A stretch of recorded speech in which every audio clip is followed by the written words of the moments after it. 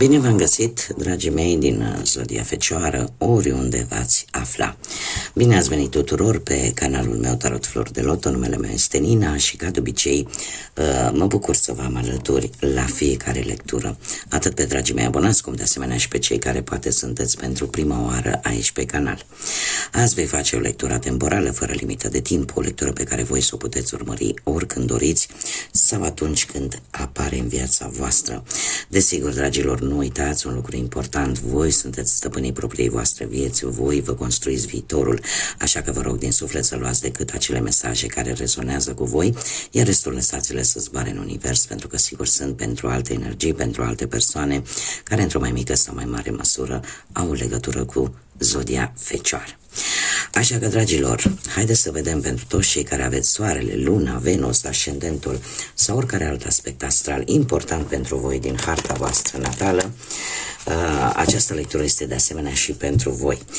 Și să vedem ce ne spune acest minunat oracol Yin și Yang despre dragii mei din Zodia Fecioară.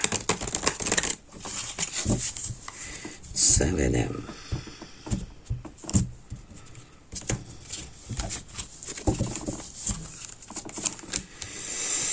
Dragilor, cum sunteți voi acum? Acum, efectiv, trăiți prezentul. Efectiv, trăiți prezentul și acum și aici și sunteți mulțumiți de ceea ce aveți. Sunteți foarte proactivi, foarte liniștiți și e posibil ca lucrul acesta să fie atras succesul în viața voastră. Ce vă face pe voi debili? Avem nodul sud. Dragilor, se pare că ceea ce vă face vulnerabil este tocmai faptul că opuneți o rezistență de teama noului. Opuneți o rezistență vis-a-vis de o anumită schimbare care poate vă sperie. E posibil să trebuiască să faceți un pic de curățenie pe acel drum sau în acele situații prin care voi ați mai trecut. Nodul sud ne vorbește foarte mult de karmă și de faptul că trebuie să țineți cont de anumite lucruri care se tot repetă și care nu ar mai trebui să se repete, pentru că ele, de fapt, acele lecții experiențe prin care ați trecut în mod repetat, ele de fapt sunt lecții din care voi trebuia să învățați ceva și aceasta era și ideea, să nu se mai repete. Acest lucru vă face pe voi vulnerabil, faptul că e posibil să apară anumite situații care se tot repetă, aparent fără nicio explicație, pentru că ele au o explicație, voi încă nu ați învățat o anumită lecție din acele experiențe prin care ați trecut. Știți că era o vorbă, cel care nu învață din experiențele proprii tinde să le repete până când într-un sfârșit le va învăța.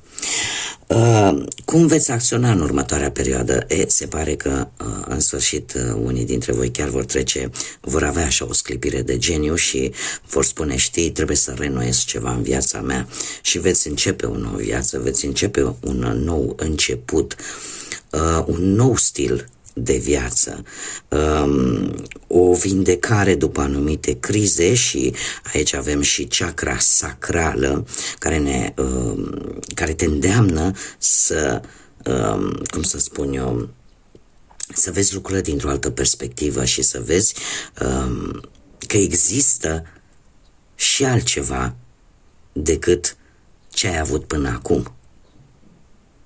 Iar această reînnoire, această energie care te ajută să renaști practic și care te ajută să-ți dai seama că există potențial și că poți de fapt mult mai mult și că poți avea parte de noi începuturi. Haideți să vedem ce ne spune și tarotul pentru dragii mei din Fecioară. Ce vine pentru voi? Pentru dragii mei din Fecioară.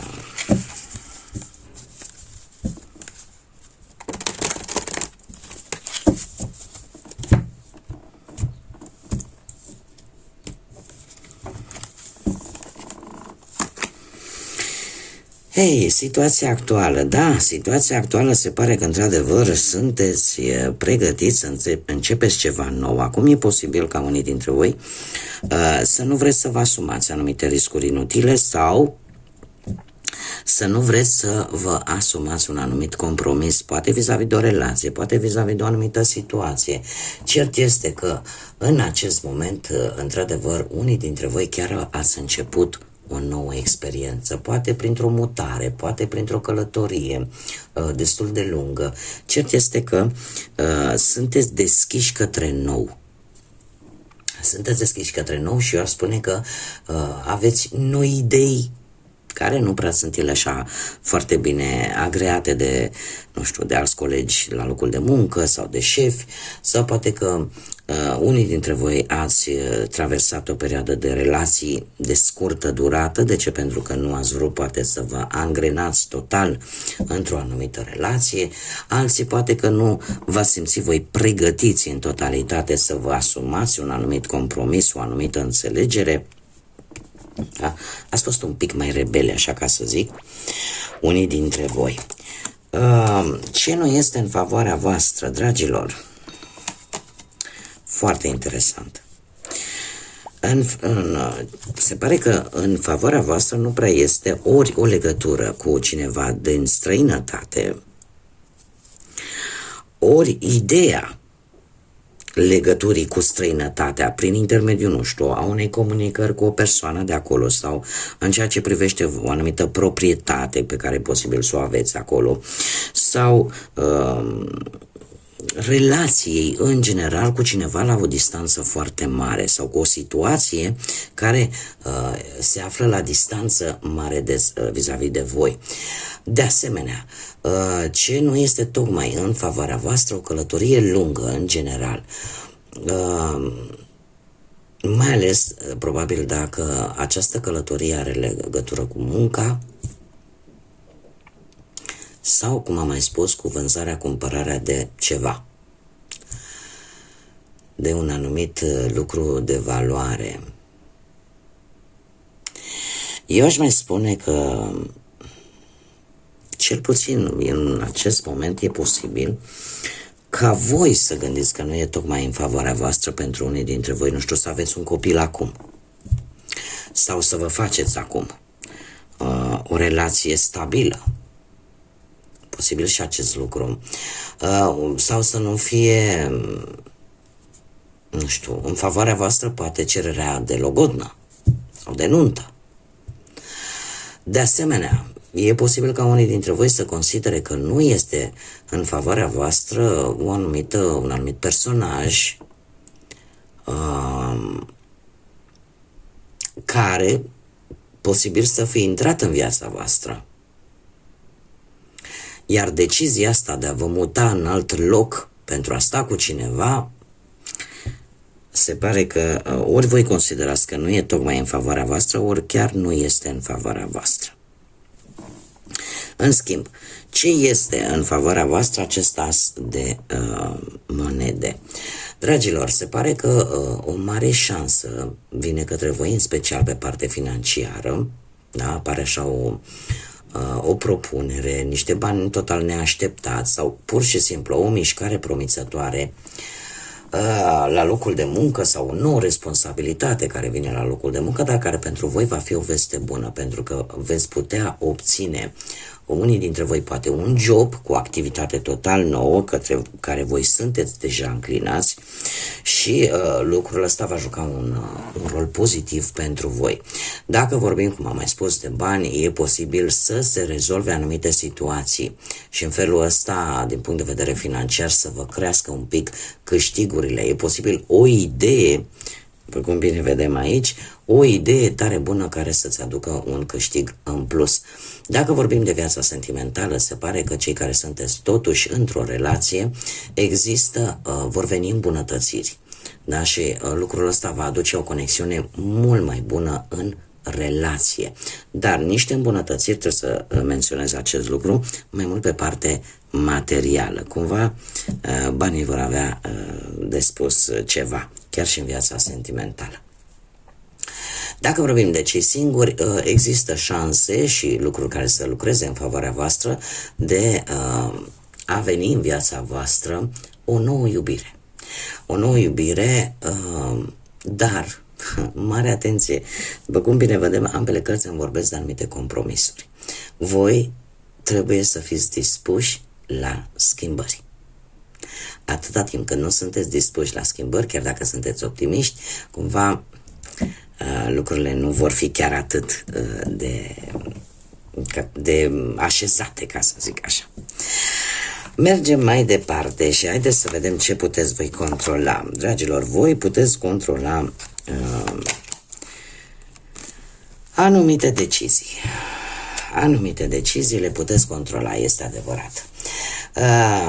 De ce? Pentru că e posibil să apară niște opțiuni. Niște opțiuni în care voi va fi un pic dificil de ales, veți avea această responsabilitate de a decide. Acum, ori veți ignora, pur și simplu, ori, de ce? Pentru că probabil va apărea o anumită teamă, o anumită frică de anumite consecințe. Acum, e posibil să vă folosiți foarte mult logica, rațiunea, dar e un lucru pe care voi îl puteți controla. Nu știu, poate că dacă vorbim de muncă, e posibil să apară un anumit blocaj în care voi poate așteptați un răspuns. Acum trebuie să vă spun că dacă totul este corect, lucrurile vor ieși bine. Da? Depinde tare mult de voi. Dacă, de exemplu, vorbim de bani, atunci se pare că veți avea un control foarte bun asupra banilor, nu veți cheltui emoțional, veți fi foarte prudent și veți ține un pic de bănuți. Nu veți da cu ei în stânga și în dreapta. Dacă vorbim de partea asta sentimentală, cei care sunteți într-o relație, se pare că veți rezolva, stă în puterea voastră și sub controlul vostru să rezolvați anumite probleme interne din interiorul relației voastre, în așa fel încât să apară un echilibru în pereche. Iar dacă vorbim de cei care sunteți singurei, pentru unii dintre voi, trebuie să știți că înainte de a căuta pe cineva și să vă compromiteți pe o lungă perioadă de timp, ar trebui să rezolvați mai întâi problemele voastre interne. Da? Pentru că la voi stă puterea. Există acolo ceva care încă trebuie vindecat pentru cei care sunteți singuri. Ce nu puteți voi controla, dragilor, un 9 de bâte. Ce nu puteți voi controla, faptul că sunteți pe punctul de a rezolva ceva, dar dintr-o dată apar alte provocări sau apar alte obstacole care te vor întârzia. Nu trebuie să renunțați. De ce? Pentru că am văzut azi ceva foarte interesant și chiar mi-a plăcut. Este o foarte bună explicație atunci când de multe ori suntem pe punctul de a atinge cu mâna un anumit deziderat, un anumit proiect pentru care poate am muncit o grămadă, indiferent de ce aspect al vieții vorbim, și dintr-o dată, pac, ni se pune o piedică, ni se pune un stop. Trebuie să vă spun că toate aceste piedici, toate aceste stopuri care apar în momente cheie din viața noastră, chiar dacă noi le percepem negativ, ele vin, de fapt, să rezolve anumite dedesubturi din viața noastră pe care e posibil să le fi ignorat. Nu știu, poate tocmai aceste mici piedici care vin în viața voastră și pe care voi nu le puteți controla, ele vin de fapt cu un scop. Ca voi să vă dați seama, nu știu, care sunt, să luați în calcul atât rezultatele pro cât și contra, sau să vadă exact cât de determinați sunteți să obțineți respectivul lucru. 9 de bâte, de fapt, este cartea care ne vorbește tare mult de ambiție și de determinarea de a merge înainte. Acum, drumul e posibil să fi fost unul destul de greu, dar dacă mai avem de astupat o groapă înainte de a-l termina, o astupăm, pentru că înseamnă că ea trebuie astupată, vorbind metaforic. Dacă mai este ceva de făcut în acest proiect, mai bine îl facem din timp ca să nu avem probleme mai târziu. Da? Exact ca și cum te duce la doctor, știi că suferi de o anumită boală, dar de fapt descoperi că mai există o problemă pe care, într-un fel sau altul, ele sunt legate între ele și bine ar fi să o iei din pripă ca să nu, lucrurile să nu ajungă mai rău.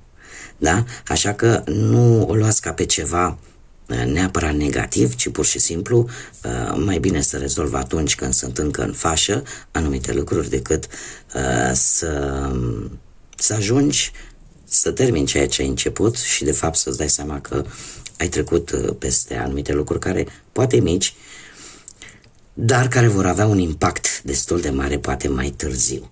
Asta ce înseamnă că ce nu puteți voi controla, este posibil să unii dintre voi, nu știu, să fiți supuși, mai ales cei care sunteți într-o relație, de un atac din partea unora care au ceva mereu au în permanență au ceva de spus și asta vă va obliga oarecum să vă apărați relația, dar mare atenție, nu numai voi, ci și cealaltă persoană trebuie să fie așa un cumul de forțe și să fie făcut la comun. Și aici este marea mică diferență. Pentru că lucrul acesta nu va face decât să întărească și mai mult relația atât timp cât există iubire, respect, da, și sentimente. Dacă, nu știu, poate că unii dintre voi, mai ales cei care sunteți singuri, ați pus ochii așa pe cineva și sunteți tocmai pe punctul de a câștiga inima persoanei respective, dar ce să vezi, apar și alții care sunt interesați de aceeași persoană și atunci abia aici vă dați seama dacă într-adevăr merită să luptați pentru persoana respectivă sau nu. E tocmai această piedică care de fapt va scoate la iveală multe lucruri importante și necesare. Haideți să vedem ce ne spune acest oracol al copilului interior din voi, dragii mei, din Fecioară. Un mesaj pentru voi, dragilor, din zodia Fecioară. Ce vrea să vă transmită copilul interior? Și avem aici competență.